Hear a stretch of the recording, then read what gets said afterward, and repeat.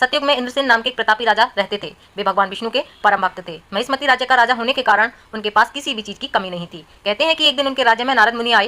राजा ने उनका अतिथि सत्कार किया और वहां आने का प्रयोजन जानना चाहा। तब नारद मुनि ने राजा से उनके वहां आने का प्रयोजन बताते हुए कहा कि वे एक दिन यमलोक गए, जहाँ उन्होंने राजा के पिता को देखा। जिसके बाद राजा के पिता ने नारद जी को कुछ संदेश दिया।